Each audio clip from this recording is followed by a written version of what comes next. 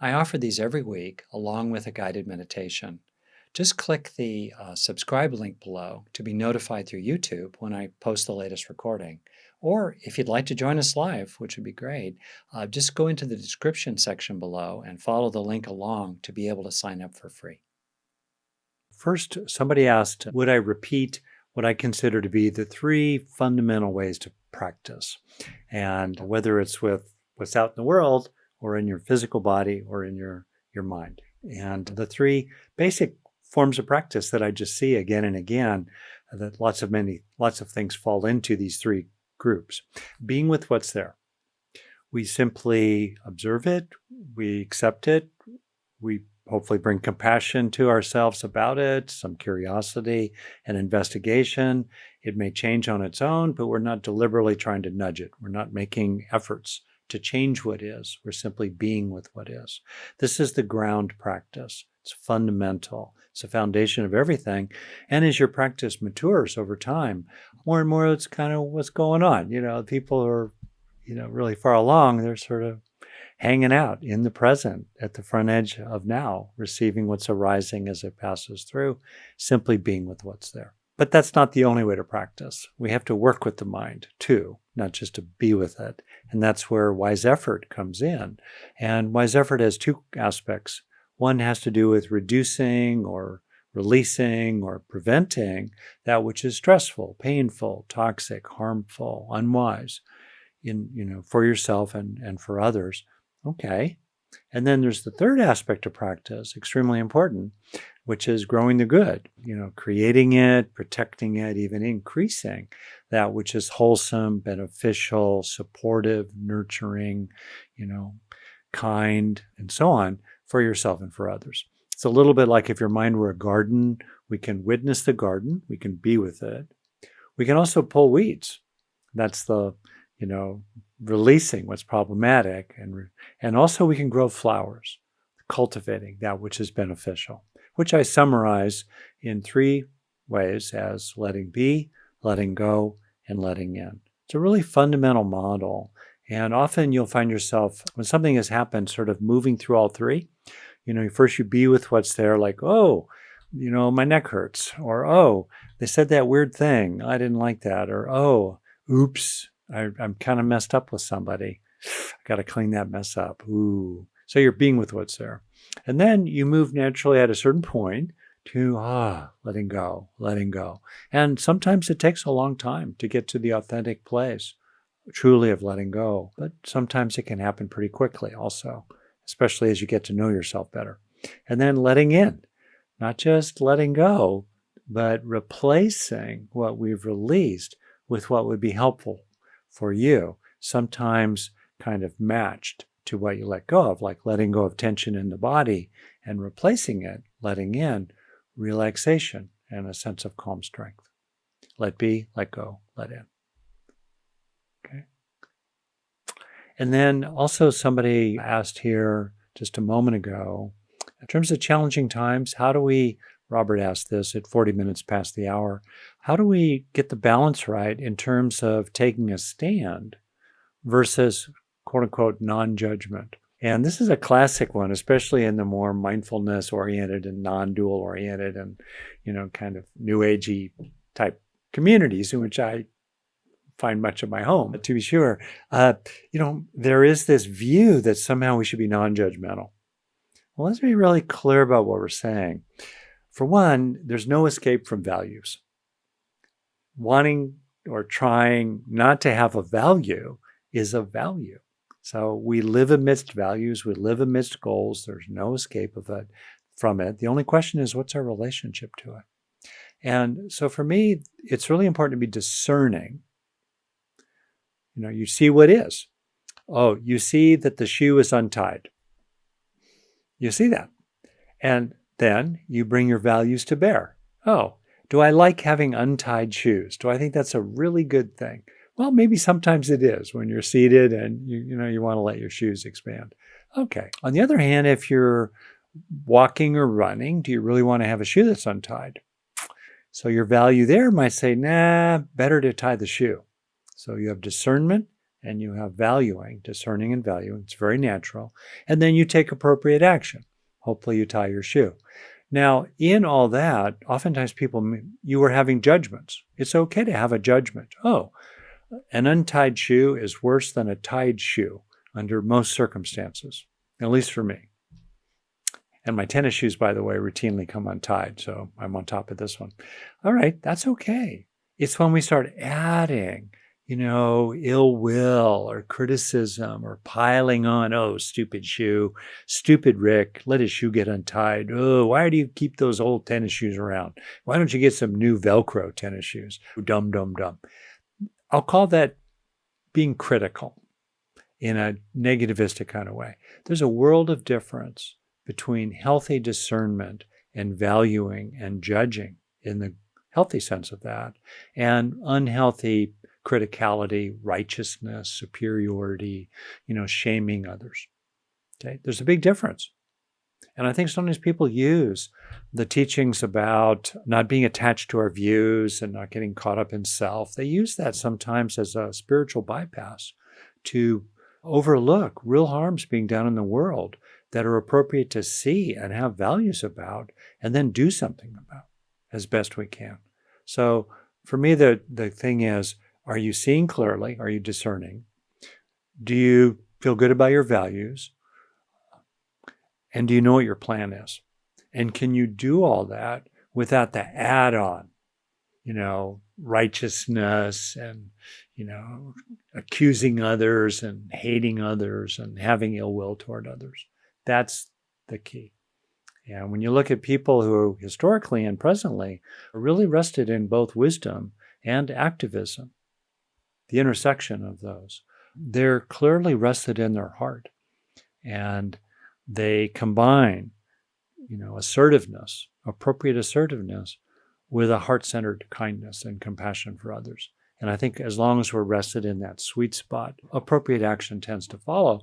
And it's much more effective typically than if we get all cranky and pissy and, quote unquote, judgmental in the negative, problematic sense of that. Now, on to my primary talk here about empathy and compassion. Empathy is the capacity to basically tune in to other people. Non-human animals have this capacity in various ways. Empathy in your brain has these three fundamental circuits, one in which we simulate over here, or we create over here some sense of what it's like over there in terms of actions. These are the so-called mirror neurons or mirror-like networks. We tune into the actions of others. Okay? Then there's empathy for the feelings of others. This has to do with another part of the brain, the insula, primarily on the inside of the temporal lobes, in which we resonate with the emotions of others. And then last, there's the neural circuitry, mainly located behind the forehead, which really doesn't tend to come online until around the third birthday, in which we tune into and create a sense of the thoughts, broadly stated, of others. So we have these three empathy circuits: actions, emotions, and thoughts.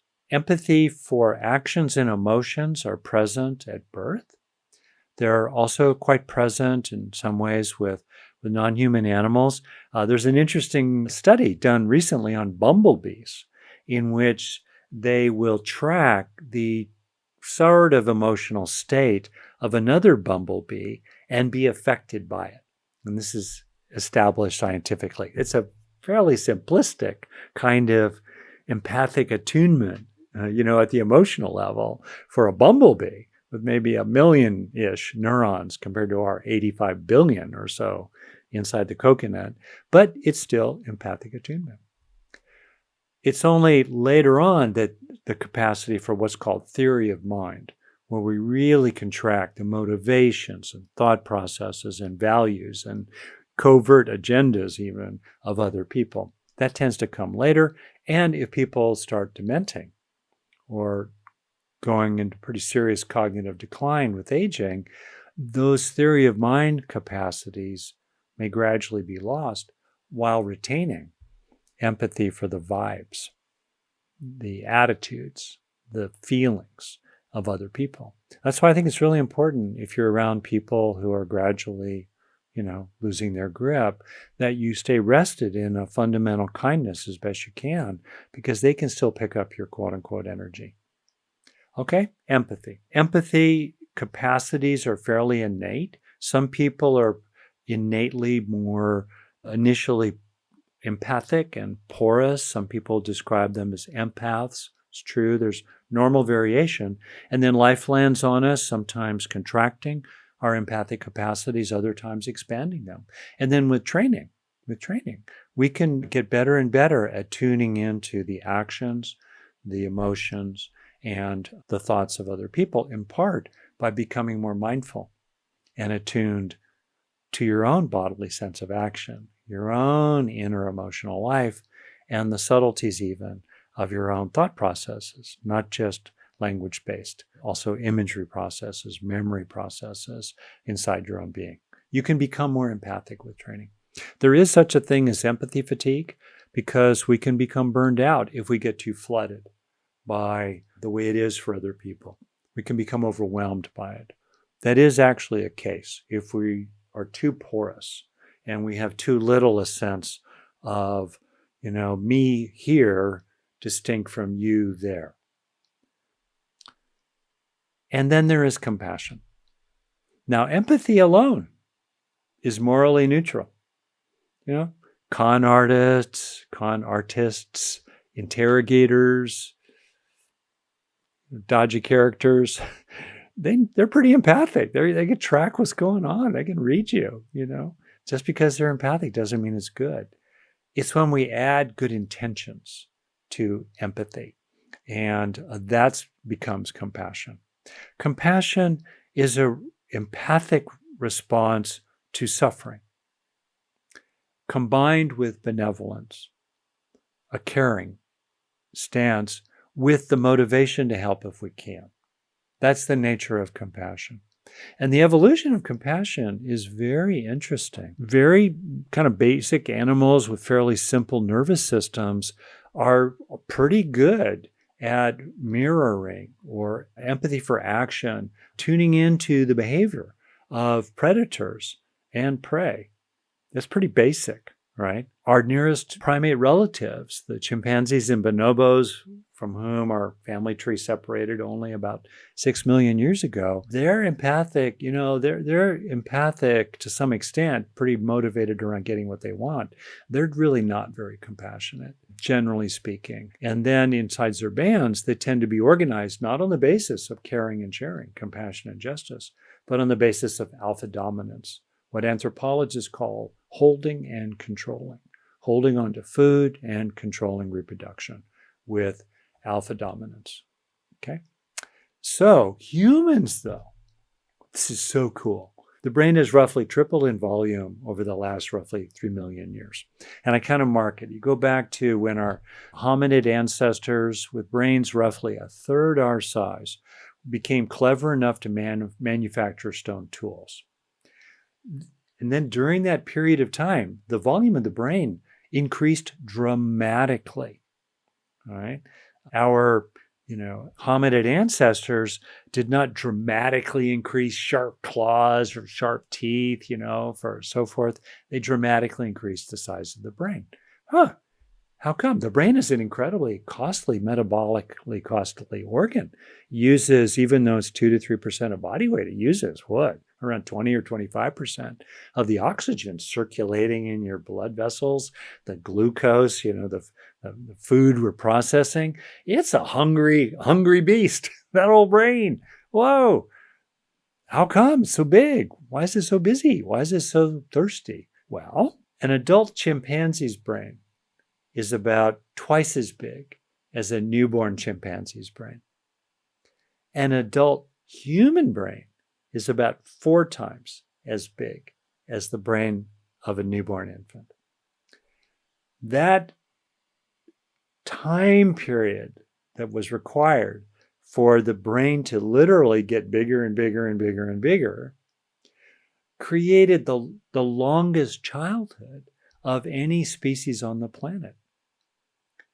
long childhood. And during that long childhood, including the first few years, that infant and toddler, and then the equivalent of a preschooler back in the Stone Age, was completely dependent for survival, even longer, on initially the care of his, her, its, their mother, initially. So the mother had to take care of that little baby. If you look at pictures of chimpanzees or gorillas with infants, they're holding on to their mummies. Human babies can't do that. They got to be carried. Okay.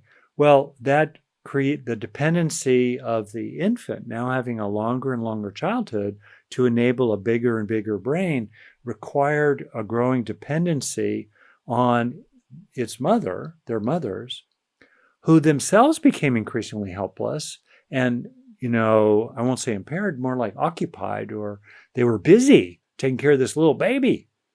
They needed the protection of their mates.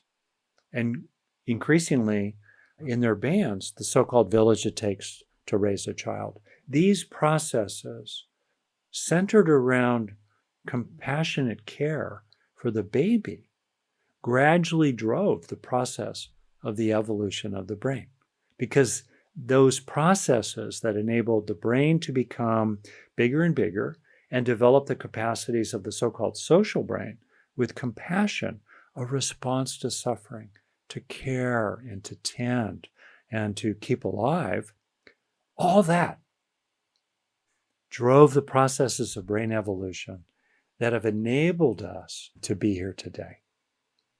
Wow. That's the nature of compassion. Really interesting, grounded in the mother-infant caring system, and then gradually elaborated in pair bonding, and then elaborated further in the village it takes to raise a child. So we have empathy, and then we have empathy plus benevolence and motivation equals compassion. Good so far. There is no such thing as compassion fatigue. Compassion is bittersweet.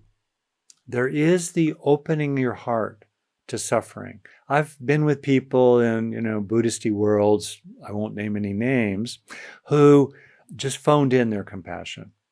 They wished I didn't suffer, yada, yada. But they could not be bothered to be empathic.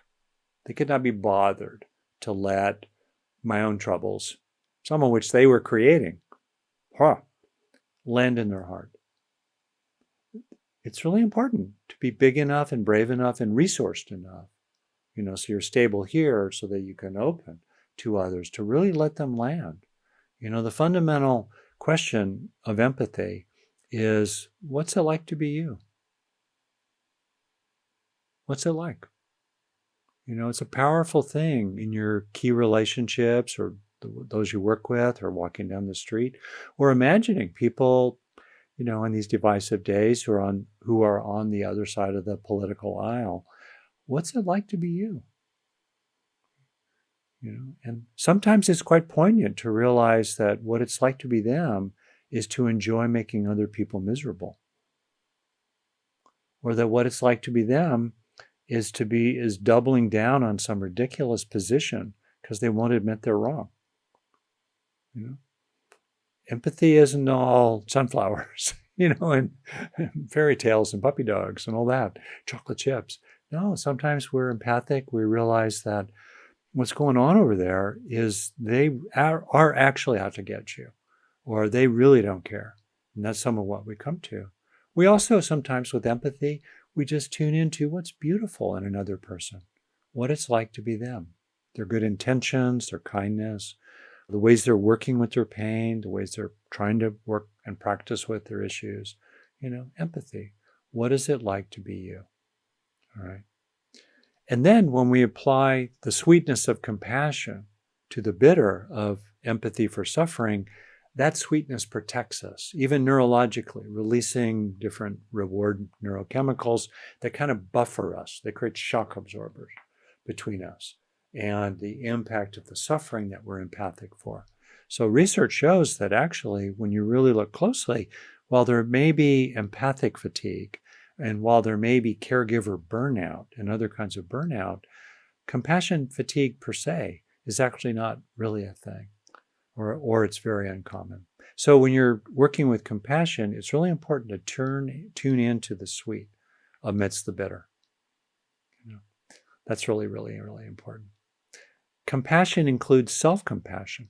Compassion for the being who wears your name tag, who happens to be stressed and tired and hurting and suffering. It's okay to bring compassion to yourself. It's a good thing. Compassion for yourself, research shows, makes you stronger, makes you more resilient. People who can bounce back or recover from or just survive traumatic experiences often are protected and energized and fueled by the compassion they have for themselves. For myself, when something happens that, rattles me, I have this sort of 4-part, it's a kind of first aid that I'll walk you through right now. You may like this, that you can do really, really quickly. First, I notice that I'm getting triggered. I notice that I'm rattled by this. I'm revved up. I don't like it. I'm kind of frozen, whatever it might be. Notice it. Be with it, number one. Number two, there's a natural response of a kind of sweetness, a kind of tenderness, like, ouch, that hurts. Ooh.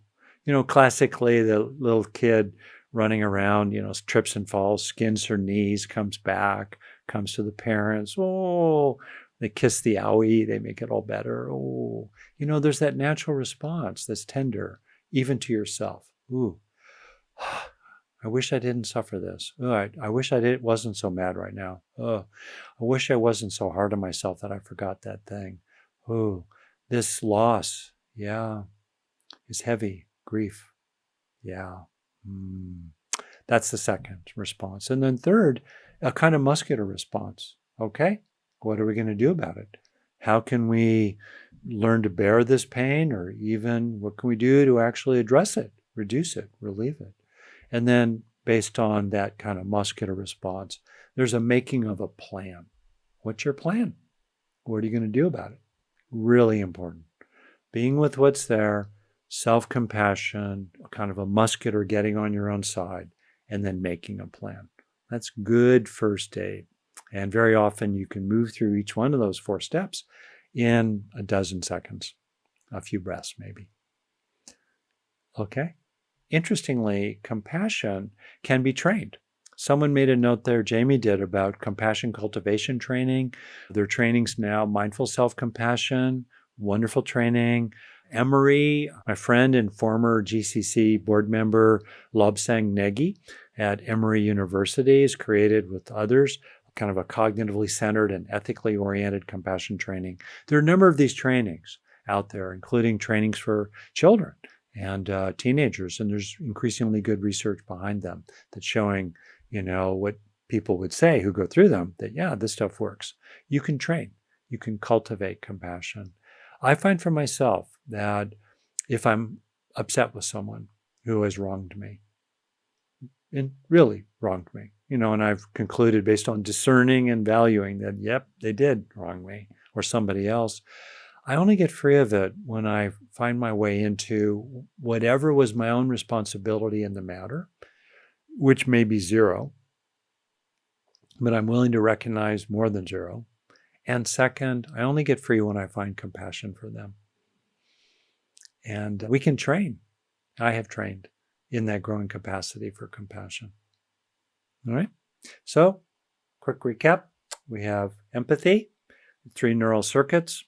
We have compassion and the evolution of compassion, and the fact that it's trainable, and the fact that a focus on the sweetness of the caring response alongside empathy for suffering enables us not to be fatigued in our compassion. It actually feeds us as it flows through us.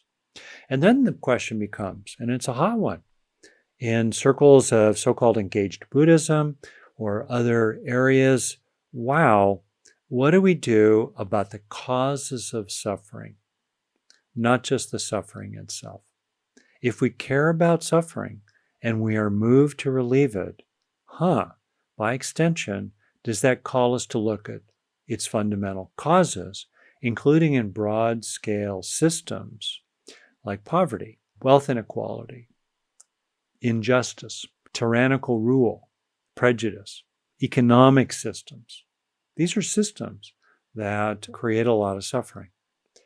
Well, I can say for myself that my own career, and I kind of started sort of young because I was unhappy and I wanted to do something about it, certainly around 50 years, I've been focused on relieving suffering at the individual level through my work, including here, my books, programs, doing therapy with people, and so forth. Many, many other people have also been engaged on relieving suffering at the individual level. Incredibly important work. I think it's noble work. Healthcare providers, emergency, situation responders, all kinds of people around the world. We pull people out. In effect, we do what we can. We help people get out of the river of suffering. Great. And increasingly, it's important to ask yourself and to ask ourselves, what's pushing people into the river of suffering upstream? What are the upstream causes of the stress, the loss, stuckness, the bias that people have to deal with, the overheating of the planet? What are the upstream causes of 100 million tons a day of CO2 or CO2 equivalent gases being excreted into our atmosphere? What are those upstream causes that are inexorably, inevitably, like a giant greenhouse? That's why they call them greenhouse gases, heating up our planet. What are the upstream causes of wars? What are the upstream causes of very, very wealthy people making sure that the world runs, according to their own personal, desires? Well, the only way we're going to be able to address those upstream causes is by coming together. You can't address those upstream causes on your own. You have to join with other people. And that's why for myself, I've been really heartened by a growing clarity in the world today, grounded in compassion, that we need to form new collectives and take action collectively at all kinds of scales, whether it's two mothers organizing to get a streetlight installed in a rural area in Kenya so that when their daughters walk home from school, they are not being harassed, by the teenage boys. That's collective action. Collective action also happens when people come together to improve a healthcare system, or to organize a neighborhood group, or to increase the fundamental institutions of civil society, like a relatively free press, or the right to organize and gather and assemble yourself without needing to get a permit from the local police department to do so. These are the sorts of things that are alive in the world today. There are many powerful forces doing them, and we can join with those forces that are already happening. Worthy nonprofits around the world, or start your own, as I did. What was I thinking? I thought I'd retired 3 years ago. Anyway, to form collective action with others. So I really invite you, as I finish here, to reflect on three things here. One, your own capacities for empathy and how it might serve you to cultivate them and expand them, especially when you're dealing with challenging people. Empathy is not agreement. Compassion is not agreement either, right? Empathy. Second, compassion. Can you respond to suffering with compassionate concern and a tender wish that the suffering ease, even if you don't agree with that person? Can you expand that? And third, can you look to the causes upstream of so much needless suffering in the world today, and gather together with others and look for ways to come together with others, whether it's in the Global Compassion Coalition or in other forms of collective action, to address the upstream systemic sources of so much needless suffering. That's my offering. Somebody asked an interesting question right up my alley. As a psychologist, Saul, does ADHD symptoms make it more difficult to not be so empathic? I'll address it this way. Do the aspects of distractibility, impulsivity, and stimulation seeking, kind of being skittery, jackrabbity. Does that make it harder to be empathic? Actually, I think many people who are toward the normal, on the normal range temperament, toward the spirited / ADHD end, they tend to be actually extra empathic.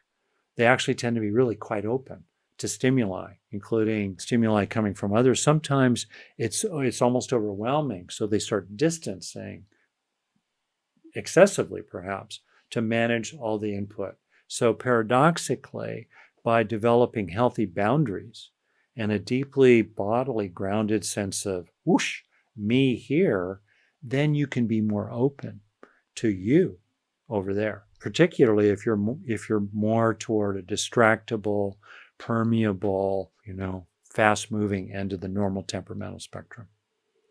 Okay, let's see if there's anything else. Finishing up, empathy, compassion, and addressing not just the effects, but the causes, the systemic sources of suffering, as best you can collectively with others.